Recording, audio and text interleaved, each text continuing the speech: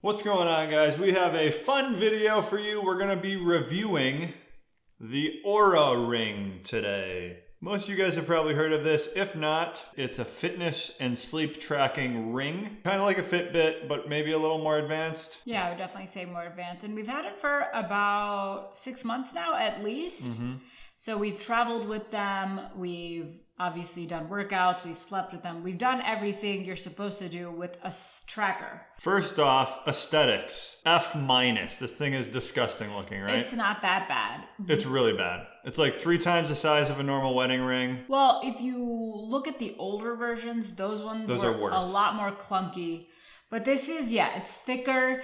It can get in the way of workouts, which it often does. When we're shooting around basketball, like you're tempted to take it off quite often when you're doing things throughout the day, or I am at least. It can also get in the way of making friends, picking up chicks, being anything close to cool. Pretty much all that goes out the window. Well, he's not a jewelry man. So I watched a few other people doing reviews, but when you look for reviews on these, the only people doing them are people that are hardcore biohackers. So this is more of a normal perspective, like for your everyday normie, would you want an Oura ring? The Oura ring is gonna run you $300 to $400. Yeah, so just like the standard one is $299, I believe, but then if you want like a nicer one, a changing color, something like that, you're looking at $399. Compared to like, what are other fitness trackers? What's a Fitbit? I think a Fitbit's like $120, somewhere around there. So I've actually worn the Fitbit. So before we got our Oura rings, I wanted to track my steps and my activity level. So that's huge for me. Like,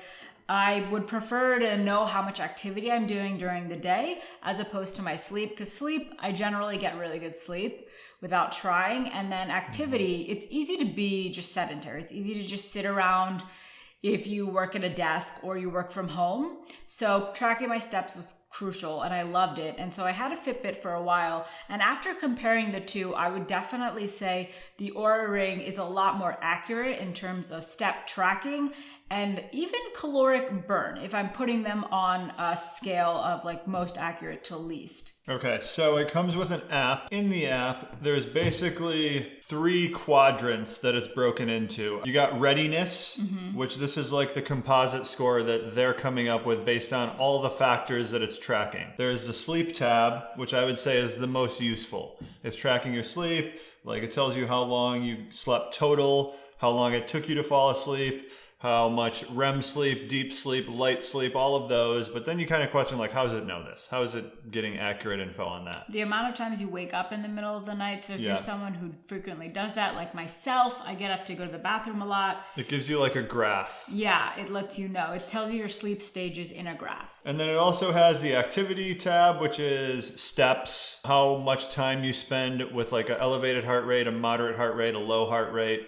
Gives you graphs on all of that stuff. Basically just a lot of graphs. And it's really exciting for me because it motivates me to push myself harder. So like depending on your readiness, for example, it'll give you a goal as to how many calories you should burn or how hard you should push yourself with your activity. And based on that, you can say, hey, I'm ready to like do interval training and get in like a 10-mile bike ride. Or maybe I need to dial back because my heart rate was super low, my readiness isn't great. So my goal for today activity-wise is a lot lower. I think we use the Oura ring very differently.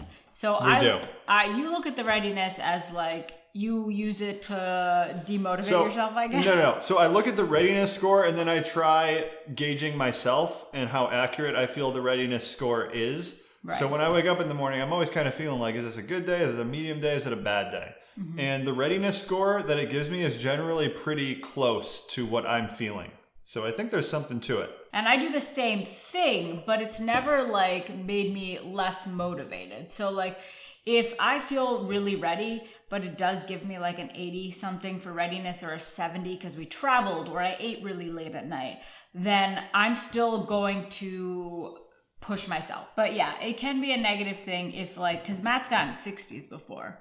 I've never gotten that low. Well, I don't get that good of sleep. Mega consistently gets good sleep. So if Matt has like a 60, it's like, all right, watching TV all day. I think the coolest thing about it though is you start making realizations about what contributes to you getting better sleep. Because without that, it's hard to gauge sleep. It's just kind of how you feel the next day. Like that's the only real metric you have.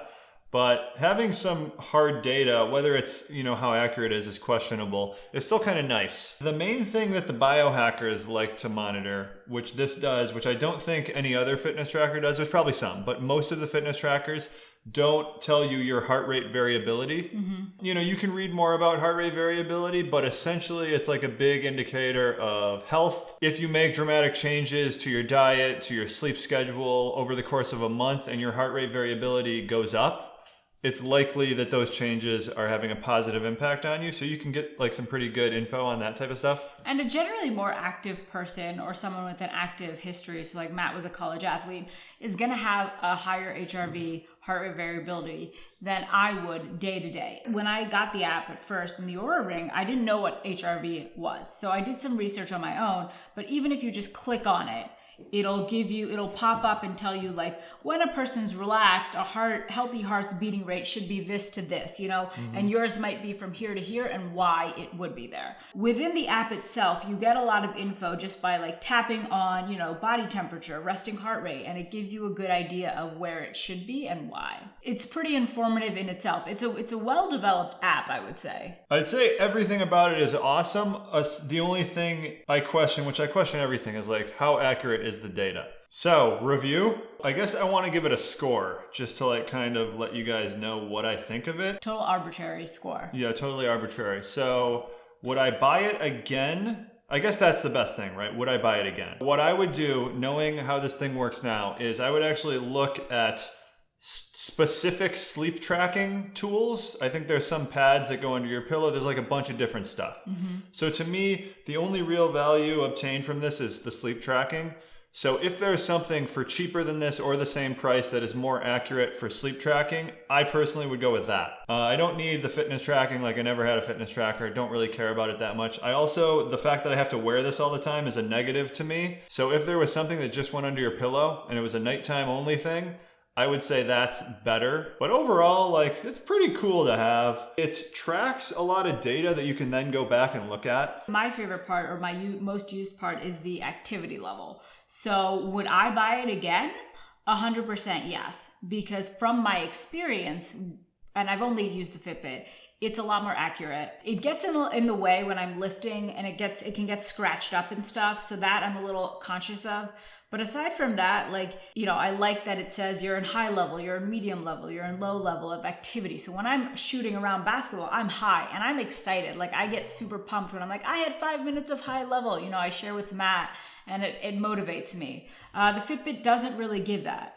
And then the total burn, it's pretty accurate as far as total burn goes. That's kind of just like my speculation, like it's accurate. But so it says for me, I normally burn 1,350 calories on a day-to-day basis. So it takes into account like some metrics you put in the beginning, like your height, your weight. And then for Matt, it says like 2,400, right? Yeah. So you would say that's like a pretty spot on. So for me, the activity aspect is just highly motivational, and it feels a lot more accurate than like a Fitbit. Because a Fitbit will say, I feel like if I put them both on, a Fitbit would give me a lot higher of a caloric burn. And I'm always a little more skeptical of something that seems too good to be true.